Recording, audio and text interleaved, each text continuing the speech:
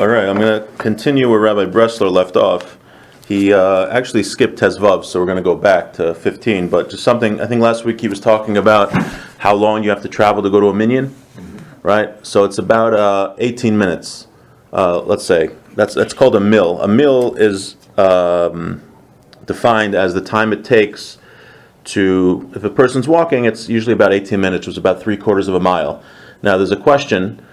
That's if someone's in their house, or if someone has to go. You're going on a trip and you're traveling to go out of your way 18 minutes, right? If it's during your way, it's a little different. Now, the interesting question is that do we measure it in distance or time, right? Because now we have cars. So someone like me, let's say, the closest shul is way more than 3/4 of a mile away. The closest synagogue to my house. So according to some opinions, I really never have to go to synagogue. According to those opinions, technically. But according to most opinions, we don't measure it in distance, we measure it in time. So if you could get to the synagogue in 18 minutes through driving, then you'd have to go, which then I can get to every synagogue in Manalp, and in 18 minutes I can almost get to Lakewood. But it makes it makes a big difference if you're measuring based on distance or measuring based on time. But most rabbis hold that it's in time. So if you can get to shul in 18 minutes, then you have to go to the minyan. Okay, so let's do, we're going back. Last week we did with Rabbi Bressler 16 and 17. We're going back to 15, and then we'll skip and go to 18. Im nishar adam yichidi mispalel b'beis haKnesset shebesados or afilu b'beis haKnesset shebeir im hi tfilas arvish mispalel b'layla chayiv chaveru lahamten lo ad she'yisayim tfilaso. Let's say you find yourself in a synagogue. It's nighttime, and you're with another guy, and you finish davening, and your friend's still davening. You have to wait for him to finish, so that he's not there alone. Right, Ben al Mechavero, take care of him. I've done that several times. But so we'll see if you have. So first, the Shulchan Aruch says you have to do that in a shul that was in a field or in a like an open place where there's not a lot of people around. But in a city, do we have to do that? So it sounds like so far we have to do that, even if it's in a shul in a city where there's a lot of people around, and that's only for Mariv, where it's nighttime. Now, the reason is so that he shouldn't get messed up in his davening. You know, if he sees everyone leaving and he's there by himself, he might get nervous. So you should stay there to keep him company. Now, some are stringent. It's a stringency to wait for your friend, let's say Shacharis and Mincha, when he's finishing off. It's during the day, and you don't want to leave him there. So it's not only at night. That's a stringency. Now, let's say the person is davening a really, really long time, and they're adding a lot of extra prayers.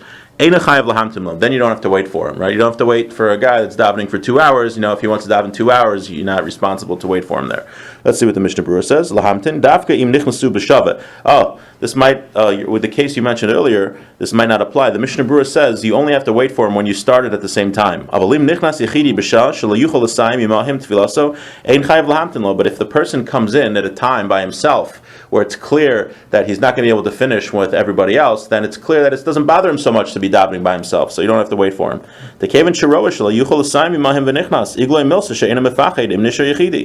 You see, he came in by himself, and he knows he's going to be davening late. You see, it doesn't bother him to daven by himself.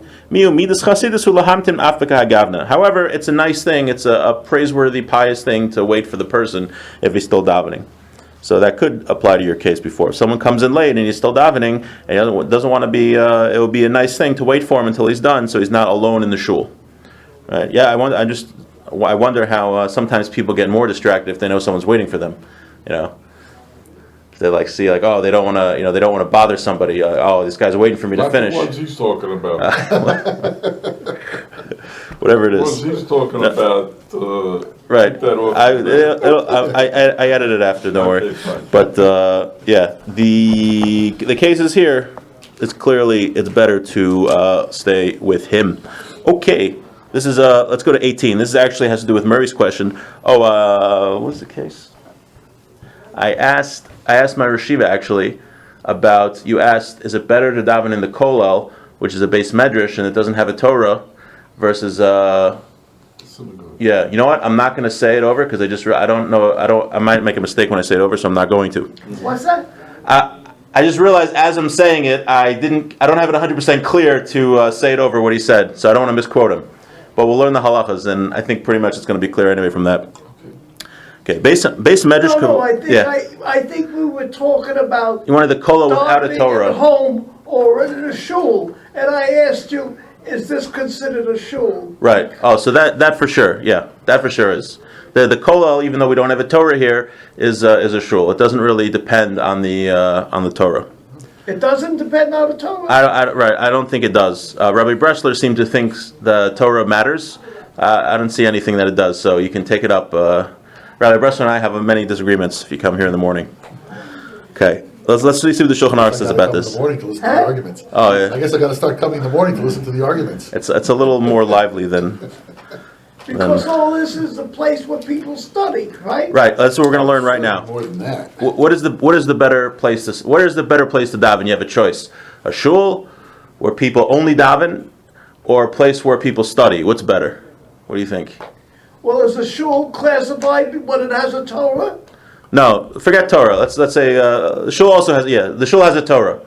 Let's say, but let's say you only daven in the shul. Let's say like a shul where you only daven in. They don't do anything else there versus a place where you study Torah.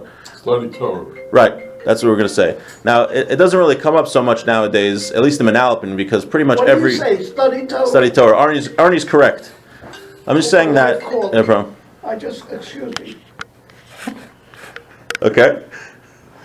Glad that worked trying out. to figure out today.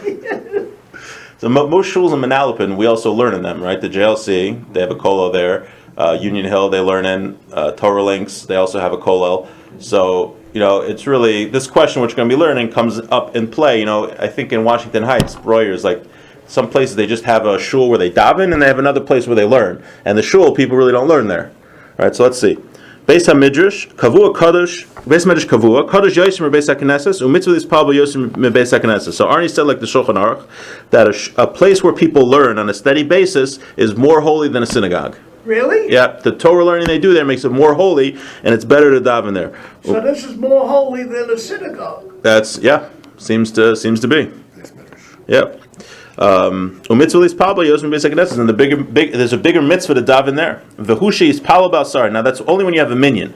So if you have a choice, you go to a synagogue with a minyan, or a base medrash without a minyan. Then you go to the synagogue with a minyan. What if you were to be the 10th man and make the minion? Oh, then for Beis sure. Medrash?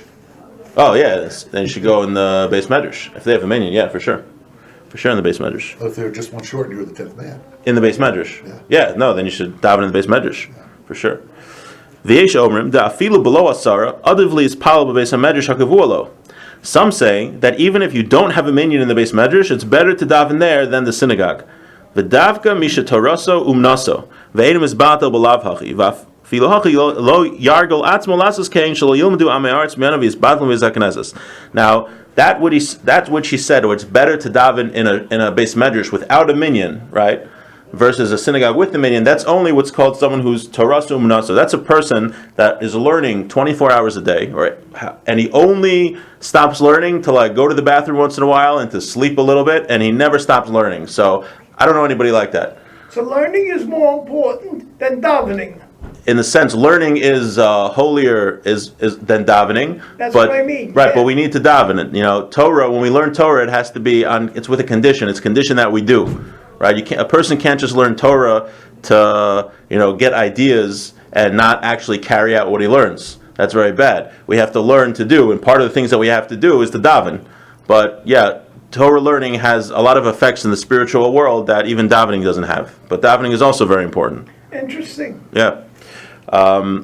So again, how do we go? Practically, if you have a choice between base medrash or a shul, you go to the base medrash unless there's no minyan in the base medrash. And he said, even this very holy person that's learning all the time, we said that he can daven in the base medrash without a minyan. He shouldn't do that a lot because we're worried that ignorant people will learn from him and they think you don't have to daven for a minyan. They'll be like, oh, look at that rabbi, he davens without a minyan. I don't have to daven. I never have to go to a minyan. So we don't want the rabbi to do that too much because people are going to start thinking that they don't know that he's this holy person that has a special exception because he's learning 24 hours a day. Okay. The kol shechein shelo yasek b'Torah b'beis hakneses is all the more so a person shouldn't learn Torah in shul. Bisman she'asibur omim slichos utchinos when the people are davening certain slichos and bakashos and requests from Hashem. Even during the extra prayers, a person shouldn't learn but should participate with the synagogue in those prayers. Oh, just because I'm teaching all this doesn't mean I'm perfect in everything. Just want to give that as a disclaimer. Nobody's perfect, right? We're all trying to work to get that. Working towards that goal. Yes. Okay. So that was the Shulchan Aruch and Ramah. Let's read the Mishnah Berurah here. What about this case? What if you have a Beis Medrash and you have a shul? Both have a minyan, but there's more people in the shul. Right? We know that when you do a mitzvah, it's better to do a mitzvah with more people. Berov am hadras melech. It's like a glorification of God's name when you do a minyan with more people. So let's say you have more people in a shul. You have 1,000 people davening in the shul, or let's say you have 90,000 people davening in MetLife Stadium, and you have 10 people davening in the kollel where you learn. Where's it better to daven? I would go to Kollel, 'cause you're learning. Right, the kollel, because you're learning. Except, okay, MetLife Stadium wasn't a fair analogy because that was also giving cover to Torah, the Siyam Hashas. So that wasn't. But in general, a synagogue which has a lot of people, even though it's a mitzvah to do, it's a better mitzvah when you do it with a lot of people. It's still better to daven in the place where you learn if there's a minyan there.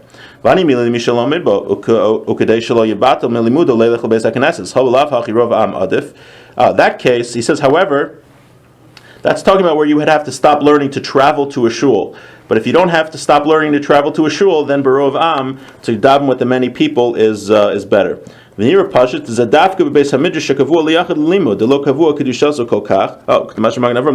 actually, no.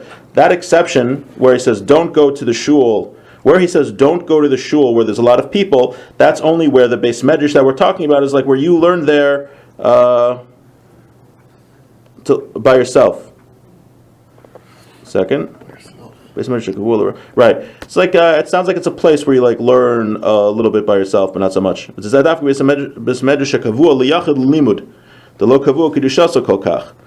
it's like a place where you learn, and there's not really many people there. He says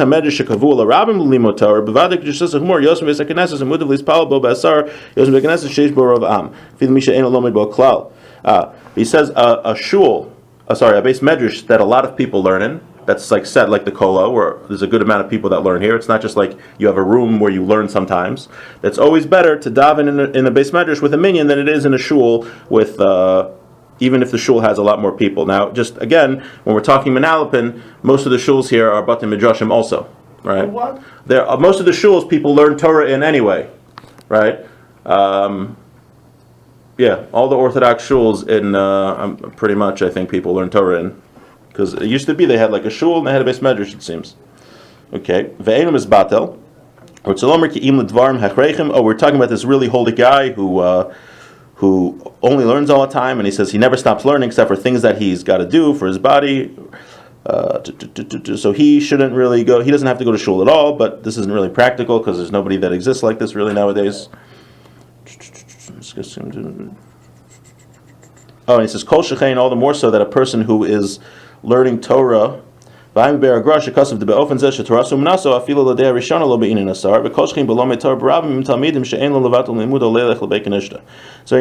I didn't, when I first learned this, I'm not really sure looking at it now, he says that somebody who's teaching Torah to a lot of people, he doesn't have to go to shul.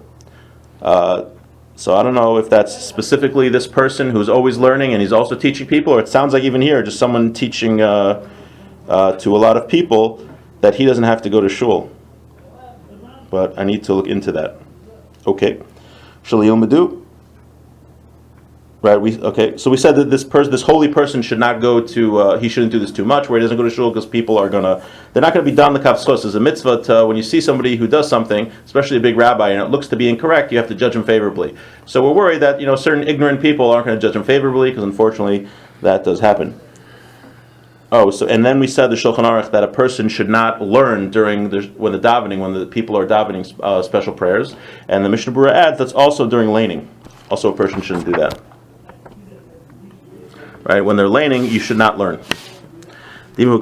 However, So it says in the Sefer Maimer Mordechai, the imhu kvar hispalel ve'eno omed sham el la'anos hakadeshim b'hagadushos me'osin sheporsin al shma or shechozim makol tefila osik b'torah ve'eno choshish chimuchim loshen hagad maradavka ben yishporsin. However, let's say you davened already, you heard laning, and you want to go to a shul to answer Kaddish, right? It's a big mitzvah to answer Amen to Kaddish and to Yehei Shmei Rabbah, big mitzvah. So you decide you want to go to hang out at a shul, even though you davened already, to say Amen and Yehei Shmei Rabbah and all that. So in that case, you're allowed to learn. It's only a case where you're davening with everybody else, you're not allowed to learn when the congregation is davening.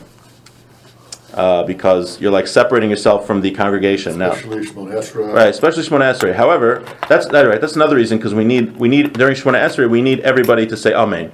So I've seen big Torah scholars learn during the repetition of Shemona Esrei. So I don't know if that was only they did it. It happened to be I was in a very big minyan with them, and you probably had hundreds of people answering Amen. So it could be that's why they. I think they also. I was watching them. They also answered Amen when they were learning.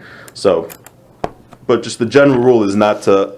Multitasking. Right, yeah, it's not this specific Torah scholar I was watching is definitely good at that, and but in general, one should listen to Shemona Esrei and say Amen because it's like you daven 3 Shemona Esreis. You daven your personal Shemona Esrei, then you answer Amen to the Shliach Tzibor. So when you say Amen, it's like you said it, and you're also getting the Shemona Esrei that the Chazan says. So you really get 3: the one the Chazan says, the one you say, and the Amen. So it's very good to focus. And say Amen. I've seen other Torah scholars who are just listening to during Chazaras Hashatz, the repetition, everyone's like spacing out and whatever, but this specific Torah scholar listens to every word and says Amen with a lot of intent. That's really the way we should be doing it. Okay, let's go on to Halacha Yud Tes 19. Yikva makom l'tfilah, so a person should have a set place to daven. Shelo yishanehu im lo l'tzarech, and he shouldn't switch his place unless there's a need. You're talking about a specific seat. Right, specific seat in shul.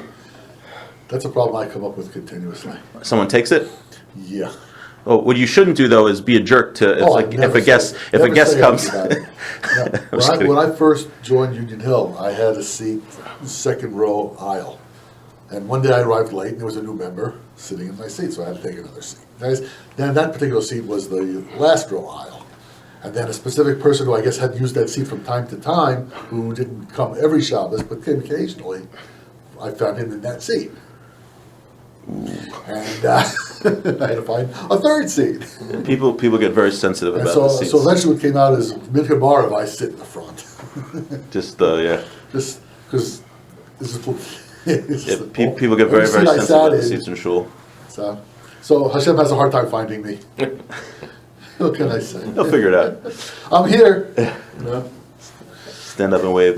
But just don't kick out the guest if someone's in your seat. I've seen people do that. Very bad. Very impolite. Very bad. I mean, like they say, if it wasn't for you should sit in the same place, but if you can't, you can't. Right. And you just shouldn't be. Right. I think it was a story from Rabbi Mordechai Becher. He said that there was a guy who was interested in Judaism, so he went to Reform Temple, and he wasn't interested because it sounded like a church. And then he went to a conservative temple, and he wasn't interested because they just kept talking about politics, and then they made liberalism into Judaism. So Rabbi Becher was getting excited. Oh, let me hear what happened in the Orthodox temple. So he goes to the Orthodox synagogue, and the first thing someone says to him is, "You're in my seat." So he went to a Messianic synagogue after that. But eventually, he became observant. But you never know what can happen if you kick someone out of your seat. Don't do that. But yeah, there's a mitzvah to have a set place for davening. It's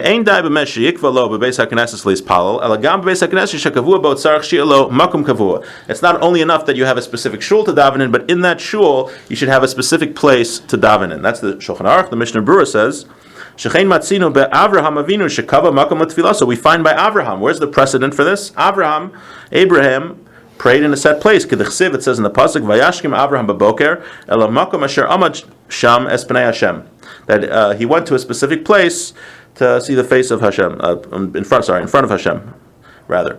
V'gam kishem ispal bebeso yikva makom shelo yivalbluhu b'nei abayis. A person also, when he davens at home, should have a set place to daven in his house, so that he shouldn't be distracted by people in his home. Makom kavua v'toch arba amos chashuv makom echad yev shel tzamtzim. Now, when we say the same place, we mean within Daled Amos, which is like 7.5 feet, because it's impossible to sit in exactly the same spot. So just like around that general vicinity is where a person should try to pray. Okay, that's your test. Let's do Chaf. Any questions? Good. You have a set place when you daven at home? You have a set place to daven? What? When you daven at home, you always daven in the same place? Yeah. Yeah, it's good. You're supposed to have a set place to daven, even at home, Yeah. not only in the shul. I get up too late to go to a shul. It's fine, yeah, you try your And I best. can't drive at night to daven, so. Yeah, you don't want to, definitely, I had a question actually, to leave our house to get Mariv on Saturday night, on Motzei Shabbos. It's like 10 minutes after Shabbos ends, so we would have to, I asked my Rebbe, we'd have to speed to get there. And he says, no, you're not required to, do something dangerous to get to a minyan. So, if you have trouble driving at night, then probably shouldn't go to a minyan. Okay, unless Arnie takes you. All right, let's do 20 Chaf. Yekanes shir shnei psachim va'achar kach yispal. You should go into the synagogue and wait 2 psachim and then pray. What does that mean? Yesh mefarshim shir shnei psachim dahainu shmona tfachim yekanes lifnim shelo yeshev etzel hapesach shnir kemasa yeshivas beis hagneses. So some interpret that statement to mean when you go into shul, you should go in the distance of 8 tfachim. This is a tefach. Your fist. That's a tefach. So when you go into shul, you should go at 8 of those. How big is that? It's like 6 inches. 4 inches. It's like 4 inches. So it's say 8 times. So 32 inches is what, 2 feet? So a couple of feet in from the door and daven there, because you don't want to daven right by the door because it looks like davening is a burden to you, and you're just like waiting to leave. That's one interpretation. However, if your set place to daven is by the door, then it's fine, because you're not looking like you have to leave. That's just your set place. But I always had the question is, how did it become your set place in the first place?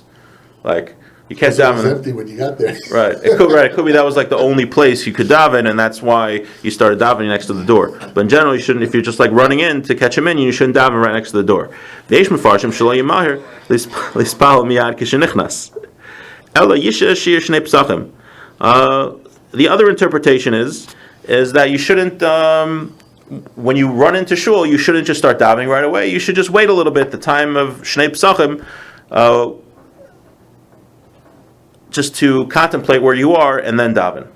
V'yesh mefarshim shelo yimahir lispal miyad. I just read that. Oh, I think I skipped one. I'm sorry. That was the third explanation. I skipped the second one. The second one, v'yesh mefarshim she'atam mipnei shemabit lachutz ve'eno yachol lechavein lefi zeh im eno pasuach l'shasiram im bekach klum. The second interpretation is that one shouldn't daven too close to the door because he's going to get distracted by looking outside.